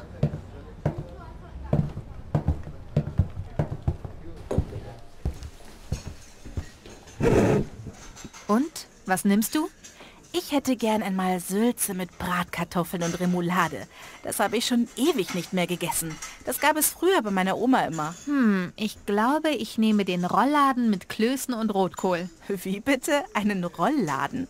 Wo steht das denn in der Karte? Hier, auf Seite 12 ganz unten. Tatsächlich, da steht Rollladen. Wer hat denn diese Karte geschrieben? Die neuen Besitzer des Restaurants in Spanien, soweit ich weiß. Ich denke mal, dass sie die Karte selbst geschrieben haben. Entschuldigung. Guten Abend, die Dame. Was darf ich Ihnen bringen? Können Sie uns bitte erklären, was ein Rollladen mit Klößen und Rotkohl ist? Das ist Rindfleisch, geführt mit Speck, Gurke und Gewürzen. Ich denke, Sie meinen Rouladen. Gerolltes Rindfleisch mit Füllung. Ja, das ist es. Das habe ich mir schon gedacht. Allerdings ist da ein Schreibfehler in der Karte. Rouladen schreibt man mit OU und einem L, nicht mit O und 3 L. Oh, das ist ja peinlich. Wissen Sie, wir sind alle aus Spanien und Deutsch ist nicht unsere Muttersprache. Hier, ich gebe Ihnen ein Papier und einen Stift und Sie schreiben es mir richtig auf? Kein Problem, das mache ich gern. Schauen Sie, so wird Roulade geschrieben. Vielen Dank für Ihre Hilfe. Ich werde es ändern lassen. Ich verstehe nicht, dass niemand Sie darauf hingewiesen hat. Ich denke, dass die Leute zu schüchtern sind und nicht unhöflich sein wollen. Das könnte sein. Naja, wir sind da anders. Das ist gut so. So, welche Getränke darf ich Ihnen denn bringen? Die gehen aufs Haus. Vielen Dank, das ist ja nett. Ich nehme eine Cola. Und ich einen Rotwein. Vielen Dank. Sehr gerne.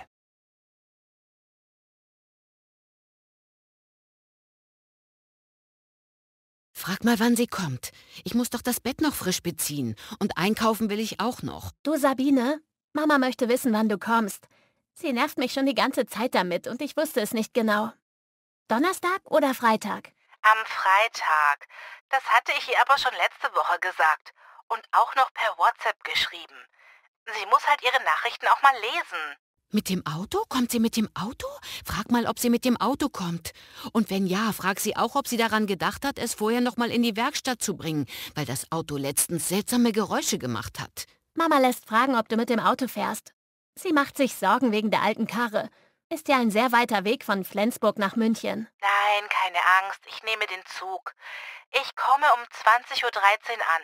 Den Rest gehe ich zu Fuß. Ihr müsst mich nicht abholen. Nach der langen Fahrt brauche ich etwas Bewegung. Gut, ich sage es ihr. Mama, sie fährt mit dem Zug. Sie braucht eine warme Jacke. Es wird kalt am Wochenende. Sag ihr, sie soll eine warme Jacke mitnehmen. Der Sommer ist langsam vorbei. Mama sagt, dass es am Wochenende kalt werden soll. Sie meint, du sollst eine warme Jacke mitnehmen. Ja, habe ich schon im Koffer. Sag ihr mal bitte, dass ich schon erwachsen bin. Ich höre auch ab und zu den Wetterbericht. Was möchte sie denn essen? Frag sie mal, was ich kochen soll. Ich muss ja dann vorher noch einkaufen. Mama will wissen, was du essen möchtest. Ich freue mich schon seit Wochen auf Kartoffelsalat à la Mama. Mit Würstchen. Das soll sie bitte kochen, sagst du ihr das? Ja, gerne. Das sag ich Mama. Bleibt sie das ganze Wochenende? Frag sie mal, wie lange sie bleibt. Ach, ich bin ganz aufgeregt. Hoffentlich bleibt sie das ganze Wochenende. Mama fragt, ob du das ganze Wochenende bleibst. Ja, klar. Sonst lohnt sich doch die Fahrt gar nicht. Ich fahre erst am Montag wieder zurück. Und auch wieder mit dem Zug, falls Mama danach fragen sollte. Das ist schön. Dann haben wir ja richtig viel Zeit. Ich freue mich schon total auf dich. Es ist manchmal nicht ganz einfach hier mit Mama. Du merkst es ja gerade selber. Frag sie noch was. Frag sie, ob wir am Samstag Franz einladen sollen. Der hat sie ja auch schon lange nicht mehr gesehen. Und der isst doch auch so gerne Kartoffelsalat. Und Sabine? Mama will auch wissen, ob wir am Samstag Onkel Franz einladen sollen. Weißt du was, Clara? Gib mir doch einfach mal Mama ans Telefon. Dann kann sie mich den Rest selber fragen. Und du gehst in die Küche und trinkst jetzt mein großes Glas Wasser. Bis Donnerstag dann. Ja, hallo, Mama? Natürlich können wir Onkel Franz einladen. Ich freue mich auch. Mama? Ich muss jetzt auflegen, es hat an der Tür geklingelt. Bis Donnerstag. Tschüss.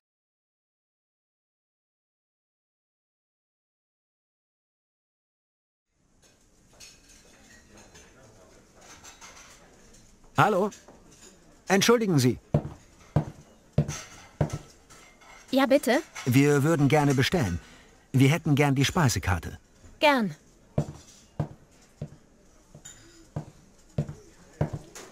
Hier ist die Karte. Entschuldigung, ich möchte bitte bestellen. Einen Moment, ich komme gleich. So, Sie bekommen? Ich hätte gern die Erbsensuppe mit Bockwurst und den Macaroni-Auflauf ohne Käse. Aber mit doppelt Knoblauch, bitte. Was möchten Sie trinken? Eine Bio-Limonade, bitte. Haben Sie schon gewählt? Für mich die Gemüsecremesuppe und dann die Lasagne. Einen Salat dazu? Ja, ein kleiner Salat ist gut. Und für meinen Sohn möchte ich den Rinderbraten mit Kartoffeln. Auch eine Vorspeise? Ein Salat, eine Suppe? Nein, danke. Also dann Gemüsecremesuppe und Lasagne mit kleinem Salat und für Ihren Sohn Rinderbraten mit Kartoffeln. Sonst noch einen Wunsch? Ja, gern. Ein Kölsch bitte. Einmal Erbsensuppe mit Bockwurst, einmal Macaroni-Auflauf ohne Käse mit doppelt Knoblauch für Tisch 2. Für Tisch 9 einmal Lasagne und einmal Rinderbraten mit Kartoffeln und einen kleinen Salat dazu. Wo bleiben die gerösteten Tintenfische für Tisch 4? Geht das etwas schneller, Robin? Die Gäste sind schon fast verhungert. Ich bin schon dabei. Ich kann auch nicht zaubern. Uns fehlt der Azubi. Wir sind zu wenig Leute. Ach, Tanja, kurze Info. Es gibt keine Pizza mehr. Empfiehlt stattdessen Spaghetti alla Casa. Was? Keine Pizza mehr? Wer hat denn da eingekauft? Also gut, Spaghetti alla Casa. Steffi, hast du die Bestellung für Tisch 12 fertig? Steffi, wo ist die denn schon wieder? Schon wieder draußen eine Zigarette rauchen? Steffi, wo bleibst du denn? Steffi! Schrei doch nicht so. Ich habe mich gerade umgezogen. Feierabend. Ich bin dann mal weg. Was heißt Feierabend? Bist du wahnsinnig? Das Restaurant ist voll. Wir sind nur zu dritt heute. Das ist doch nicht mein Problem. Das passiert, wenn man am Personal spart. Ich mache Schluss für heute. Auf gar keinen Fall. Du bleibst hier. Ohne dich schaffen wir das nicht. Wir brauchen dich. Nein, das geht heute nicht. Ich muss unbedingt ins Fitnessstudio. Das ist richtig wichtig. Ich bin verabredet. Ja. Und ich wäre jetzt auch lieber in der Sauna. Wir alle wären gerne woanders. Das geht jetzt aber nicht. Du kannst uns hier nicht im Stich lassen. Wenn die Gäste sauer werden, können wir unser Restaurant vergessen. Robin, ich habe seit 2 Wochen keinen freien Tag. Ich bin von 10 Uhr morgens bis 12 Uhr nachts hier gewesen. Heute gehe ich pünktlich. Aber ich kann morgen wieder länger arbeiten. An deiner Stelle würde ich bleiben, Steffi. Wenn du jetzt wirklich gehst, brauchst du morgen nicht wieder herzukommen.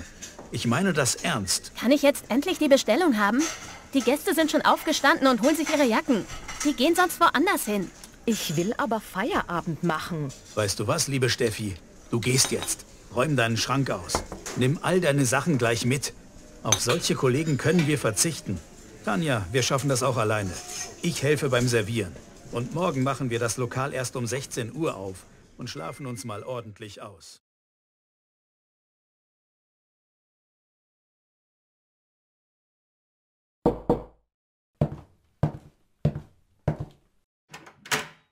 Hallo. Hallo Mama, ich bin so froh, dass du heute Abend auf Daniel aufpassen kannst. Felix musste spontan auf eine Veranstaltung gehen. Aber das ist doch kein Problem. Das mache ich doch gern. Ich habe ja Zeit. Okay, das Babyphone stelle ich hier auf den Tisch. Milch steht im Kühlschrank und da habe ich was zum Knabbern für dich hingestellt. In der Küche gibt's frischen Kaffee und heißes Wasser für Tee. Alles gut.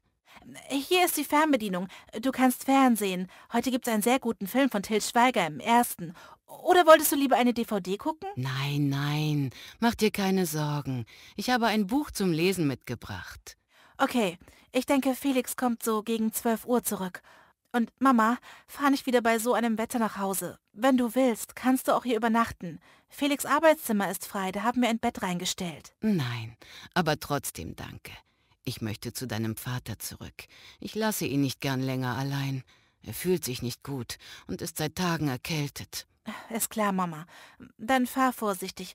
Und bei der Erkältung hilft Ingwer. Im Auto hätte ich noch welchen. Wenn du willst, hole ich ihn dir. Nein, danke.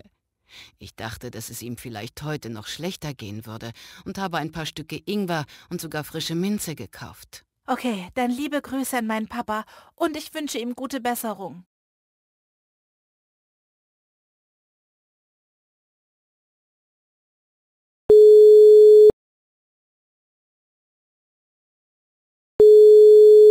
Hallo Karl, ich bin's, Eileen. Bist du schon wieder hier? Ja, ich bin gerade aus dem Bus ausgestiegen und wollte kurz beim Supermarkt vorbeigehen, um etwas für das Abendessen einzukaufen.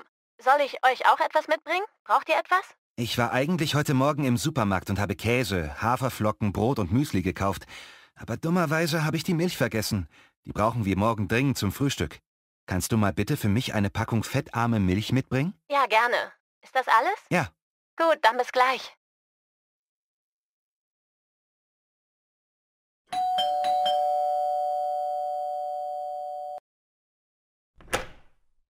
Hallo zusammen, da bin ich wieder.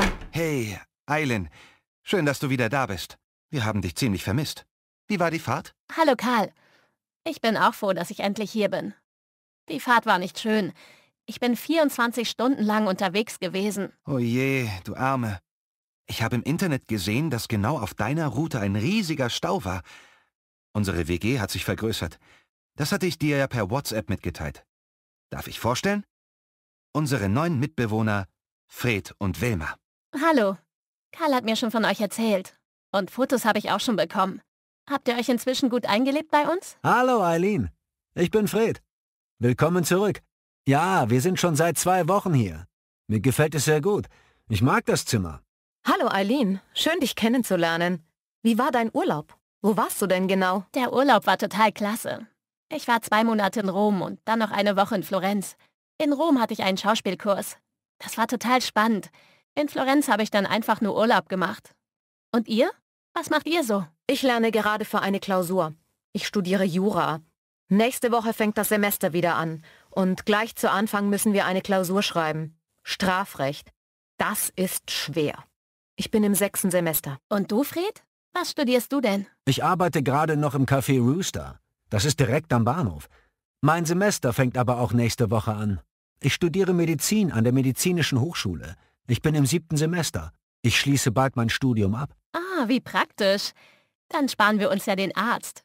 Und du kannst an uns gleich ein bisschen üben. Ja klar, das können wir machen.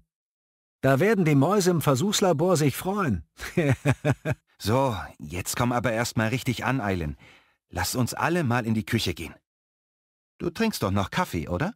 Natürlich. Ich habe sogar extra aus Italien welche mitgebracht. Der schmeckt viel besser als unserer. Den können wir gleich probieren. Gute Idee. Willkommen zurück in unserer Küche. Hier sitzt du ja immer am liebsten. Ganz nah am Kühlschrank. Und an der Kaffeemaschine. Oh ja, den Kühlschrank habe ich vermisst. Aber was ist denn hier passiert? Hier sieht es ja ganz anders aus. Naja, seit noch 2 weitere Personen hier wohnen, mussten wir etwas umräumen. Und Fred hat uns auch noch ein paar Tipps gegeben. Aber dein Stuhl ist noch da. Setz dich doch erstmal. Sag mal, Karl, wo ist denn meine Mikrowelle geblieben? Die stand doch immer auf dem Kühlschrank. Deine Mikrowelle? Ach ja, die haben wir in den Abstellraum gestellt. Sie steht im rechten Regal ganz oben. Warum habt ihr das denn gemacht? Die war doch nicht kaputt. Nein, sie war nicht kaputt. Aber Essen aus der Mikrowelle ist total ungesund. Deshalb haben wir sie weggestellt. So. Und der Zucker? Wo steht der? Oder habt ihr den auch weggeräumt, weil er ungesund ist? Der Zucker ist dort in der Blechdose. Fred hat gesagt, Honig ist besser. Deshalb steht der Honig jetzt auf dem Tisch. Aha. Und wo ist mein Pürierstab? Der hat doch immer griffbereit neben dem Herd gelegen. Den hat Wilma neben die Getreidemühle gelegt. Wir fanden, da passt er besser hin. Ja, genau. Da ist er ja. Über das Thema mit der Mikrowelle reden wir aber noch. Da möchte ich gerne ein Wort mitreden. Aber wo ist eigentlich die Uhr? Die hat doch immer über dem Schrank gehangen. Die haben wir ganz entfernt. Wir finden, in einer Küche sollte keine Uhr sein. Fred sagt, es ist ungesund, beim Essen an die Zeit zu denken. Und wie soll ich dann wissen, wann die Nudeln gar sind? Das gefällt mir gar nicht. Ich war doch nur ein paar Wochen weg und schon wird hier alles geändert. So etwas sollte von allen zusammen entschieden werden. Wir können ja nochmal darüber reden. Und übrigens suche ich meine Kiste mit den ungesunden Weingummis und den fettigen Chips. Habt ihr die auch weggeräumt? Oder einfach nur heimlich aufgegessen? Wonach riecht's denn hier? Ach du meine Güte, hier gibt es mehr Katzen, als ich in meinem ganzen Leben gesehen habe. Und auch Kätzchen. Ich habe vergessen, dir zu sagen, dass Wilma 2 Katzen hat. Daisy und Blackie. Und letzte Woche hat Daisy 2 Babys bekommen. Karl, weißt du denn nicht, dass ich eine Allergie gegen Katzenhaare habe? Ja, aber... Karl, wir müssen dringend reden. Unter 4 Augen.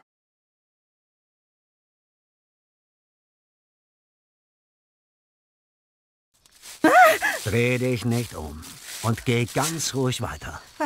Was wollen Sie von mir? Geh an den Büschen vorbei und hinter die Bäume. Ich habe Angst. Lassen Sie mich bitte gehen. Jetzt stehen bleiben. Alles, was du in den Taschen hast, legst du jetzt in deine Handtasche. In Ordnung. In die Tasche. Jetzt die Tasche ganz langsam abstellen. Nehmen Sie die Tasche, aber bitte lassen Sie mich gehen. Schieb die Tasche mit dem Fuß nach hinten. Ja, gut so. Und jetzt keine Bewegung. So, mein Freund, jetzt bewegst du dich besser nicht und gibst mir die Tasche. Was? Nein, lass mich los! Au! Ich habe bereits die Polizei gerufen. Wenn du also schlau bist, bleibst du schön liegen. Ach, so ein Mist! Uwe? Wo kommst du denn her? Ich bin direkt nach dir aus dem Büro gegangen und wollte zu meinem Auto. Das steht genau hinter dir. Da habe ich den Mann gesehen, wie er dir gefolgt ist. Ich dachte, dass du vielleicht Hilfe brauchen könntest. Oh Gott, vielen, vielen Dank. In dieser Tasche sind meine ganzen Ersparnisse. Ich wollte heute direkt nach der Arbeit zur Bank und alles einzahlen. Das wäre eine fette Beute für den Mistkerl gewesen. Kennst du ihn? Nein, ich habe ihn noch nie gesehen.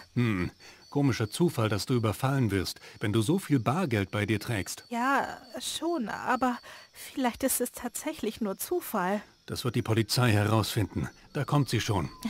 Vielen Dank für deine Hilfe, Uwe. Kein Problem. Soll ich dich vielleicht zur Bank begleiten und anschließend nach Hause fahren? Du musst dich von dem Schreck erstmal erholen. Das wäre super. Ich fühle mich sicherer, wenn ich nicht allein bin. Danke. Gern. Ist doch kein Problem.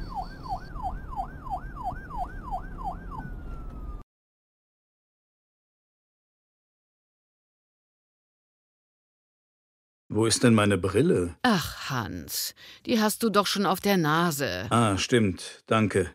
Das hatte ich schon vergessen. Und meine Schlüssel? Das weiß ich doch nicht. Gestern hattest du sie noch. Sonst hättest du nicht aufschließen können. Ach, hier sind sie ja, in der Manteltasche. Wie gut, dass dein Kopf angewachsen ist. Sonst müssten wir den auch noch suchen. Ach, Irene, du bist aber lustig. Jetzt fehlt nur noch mein Geldbeutel. Hast du ihn gesehen? Nein, habe ich nicht. Ich bin auch nicht für deine Sachen verantwortlich. Aber ich muss weg. Ohne Geldbeutel kann ich nicht aus dem Haus gehen. Ja, schon klar. Schau mal auf dem Schreibtisch. Ist das nicht dein Geldbeutel? Oh ja, genau, da liegt er. Dankeschön, Irene. Immer wieder gerne. Du fährst doch mit der Bahn, oder? Nein, mit dem Auto. Das ist schneller. Mit dem Auto bei dem Verkehr? Da steckst du gleich im Stau. Das Auto ist auf jeden Fall schneller als die Bahn. Die hält ja alle paar Meter an. Warum nimmst du nicht das Motorrad? Da kannst du keine Zeit im Stau verschwenden. Warum nicht? Mit dem Motorrad bin ich wahrscheinlich am schnellsten. Aber schau mal auf die Wolken. Es regnet bestimmt gleich. Wo ist denn meine Regenkombi? Die sollte doch hier am Haken hängen. Dreh dich doch einfach mal um. Sie liegt neben dem Helm hier auf der Truhe. Es ist zum Verrücktwerden. Immer sucht man irgendetwas. Das macht mich noch wahnsinnig. Das ist schlimmer als im Film.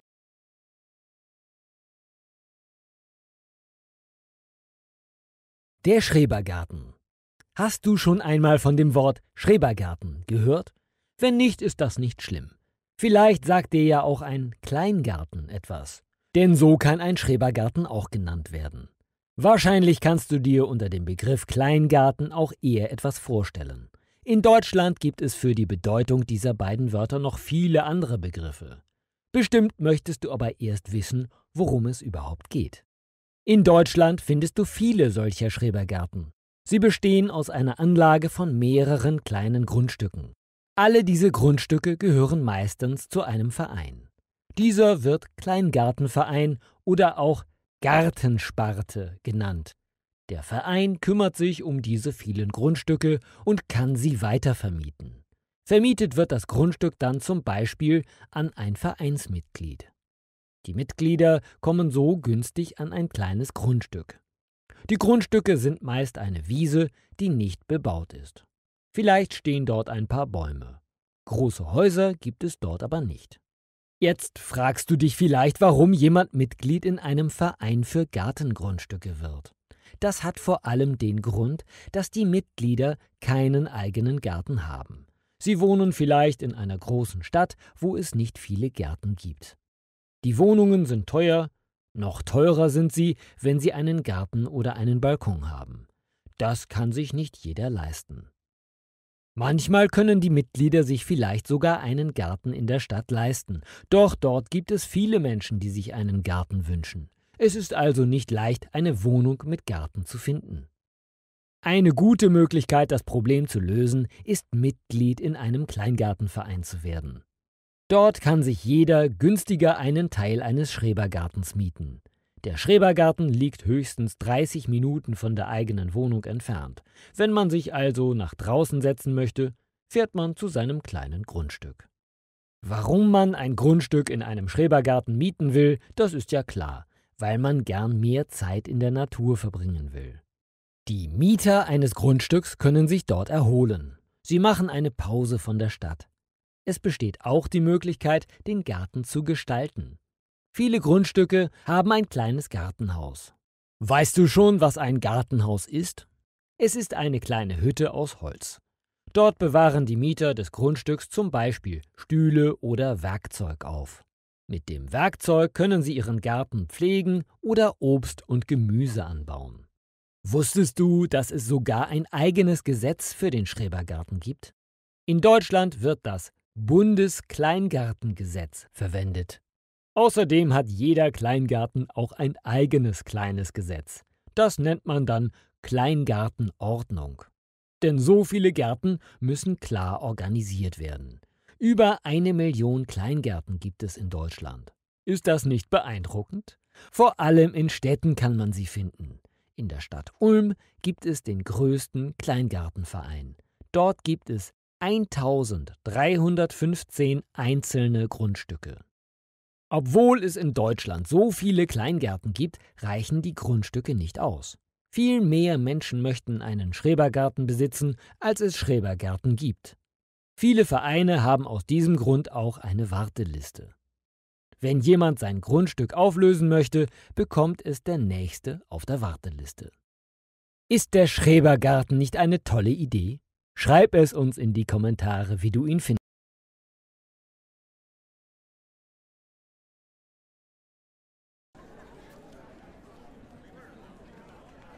Guten Tag, wir sind vom XDR 5. Wir machen ein Interview zum Thema Internetnutzung. Haben Sie kurz Zeit für ein paar Fragen? Ja, gern. Aber nur, wenn es nicht lange dauert. Ich habe nur wenig Zeit. Ich muss zum Arzt und möchte natürlich pünktlich sein. Es geht ganz schnell. Was haben Sie gestern online gemacht? Ich war gestern den ganzen Tag zu Hause, denn gestern war mein freier Tag. Ich habe mir eine ganze Staffel einer neuen Serie angeschaut. Was für eine Serie war denn so spannend? Sherlock. Ach, Sherlock Holmes. Ist das nicht ein Film? Nee, das ist eine Serie aus England. Es geht um den berühmten Detektiv Sherlock Holmes, spielt aber in der heutigen Zeit in London. Spielt da auch Dr. Watson mit? Ja klar, die Hauptfiguren sind Sherlock Holmes und der ehemalige Arzt John Watson, die zusammen in einer Wohnung leben. Sherlock Holmes arbeitet als Privatdetektiv für die Londoner Polizei. Watson unterstützt ihn dabei. Die Schauspieler Benedict Cumberbatch als Sherlock Holmes und Martin Freeman als Dr. Watson spielen ihre Rollen sehr überzeugend. Ich sag nur, jede Folge ist super spannend. Sie haben mich jetzt aber neugierig gemacht. Und ich sehe mir unbedingt heute Abend den Krimi an. Vielen Dank. Bitte, gern.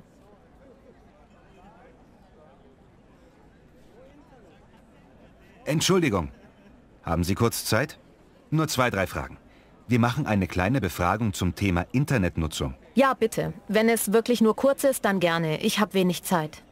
Haben Sie gestern das Internet genutzt? Und wenn ja, was haben Sie online gemacht? Ja, ich war online. Aber ich mache eigentlich nicht viel.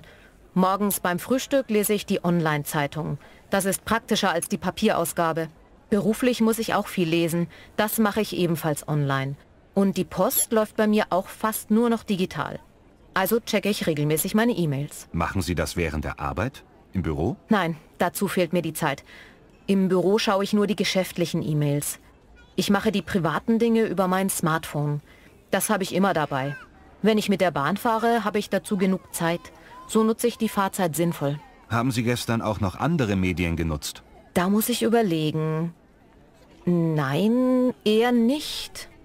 Obwohl, doch. Abends beim Kochen hatte ich das Radio gehört. Es gab eine Schlagersendung mit Volksmusik, die höre ich gerne. Haben Sie auch ferngesehen? Vielleicht abends die Nachrichten? Nein, die Nachrichten lese ich online. Ich habe gar keinen Fernseher. Mir ist ein gutes Buch lieber. Und das lese ich ebenfalls online mit dem Smartphone über eine App. Vielen Dank für Ihre Zeit. Ich wünsche Ihnen noch einen angenehmen Tag. Bitte, gern. Und gleichfalls.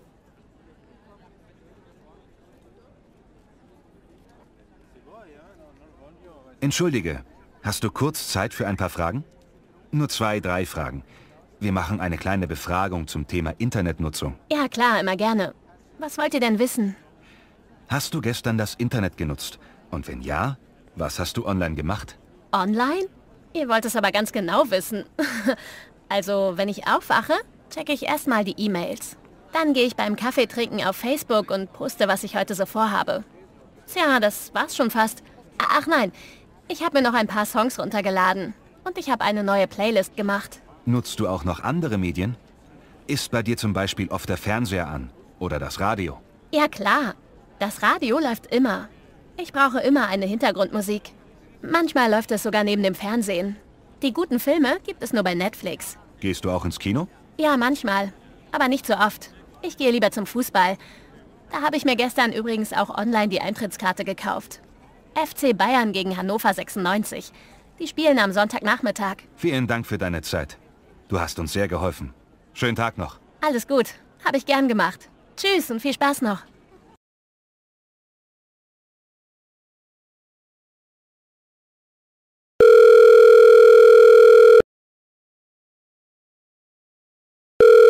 Hallo Tom. Schön, dass du dich mal wieder meldest. Lange nichts gehört. Wie geht es dir denn? Hi Susi. Ja, es ist eine Weile her, seit wir das letzte Mal telefoniert haben. Aber die Nummer habe ich trotzdem noch auswendig gewusst. Du, ich rufe an, weil ich will dich was fragen. Was gibt es denn so Spannendes, dass du mich extra morgens um 8 anrufst? Also, ich wollte dich fragen, fährst du mit nach Rom? Mit mir? Sag bitte nicht nein. Ich würde mich total freuen, wenn du mitkommst. Ohne dich macht es nur halb so viel Spaß. Wie bitte? Urlaub, Rom? Das ist doch in Italien. Ziemlich weit weg von Hamburg. So eine weite Reise ist mir viel zu teuer. Du weißt doch, dass ich von BAföG lebe. Ich habe kein Geld für einen Urlaub, das weißt du doch. Ich muss jeden Euro 2-mal umdrehen. Das geht nicht. Du brauchst kein Geld, nur Zeit. Ich lade dich ein. Es kostet dich keinen Cent. Ich möchte aber keine so teuren Geschenke von dir annehmen. Das ist nicht meine Art. Da fühlt man sich immer so verpflichtet. Keine Angst. Das verpflichtet dich zu gar nichts. Ich muss die Reise selber auch nicht bezahlen. Ich habe sie nämlich gewonnen. Eine Reise für 2 Personen nach Rom. Vom Reisebüro Sonnenschein. Mit Flug und Hotel und mit allen Extras. Das gibt es doch nicht. So ein Glück. Und das finde ich total nett, dass du mich mitnehmen willst. Ich wollte schon lange mal nach Rom fliegen. Aber dafür hatte ich immer nicht genug Geld. Ja, ich habe beim Stadtfest an einem Gewinnspiel teilgenommen. Und jetzt fahren wir 2 nach Rom. Nicht schlecht, oder? Wir beide auf den Spuren Cäsars. Und den Vatikan können wir auch besuchen. Das passt doch zu deiner Bachelorarbeit. Mensch, Tom, das ist ja super. Du weißt gar nicht, was du mir damit für eine Freude machst. Und wann geht es los? Es sind gerade keine Semesterferien. Das weiß ich noch nicht. Ich glaube, es gibt 3 Termine. Wir können uns einen davon aussuchen, der am besten für beide passt. Ich gehe morgen mal zum Reisebüro und lasse mir die genauen Daten sagen. Wie lange dauert denn die Reise? Nur damit ich das schon mal weiß. Man muss ja Koffer packen und Kleidung auswählen. Damit kann man nie früh genug anfangen. Ihr Frauen immer. Wir verreisen 4 Tage, von Donnerstag bis Sonntag. Ist doch super, oder? Und für 4 Tage brauchst du sicher nicht so viel Gepäck. Das würde ich so nicht sagen. Ich lasse auf jeden Fall Platz im Koffer für Klamotten aus Rom. Shopping ist Pflicht. Und Kultur. Und Vatikan. 4 Tage sind perfekt. Ich freue mich schon riesig. Und nochmal danke, dass du mich mitnehmen willst.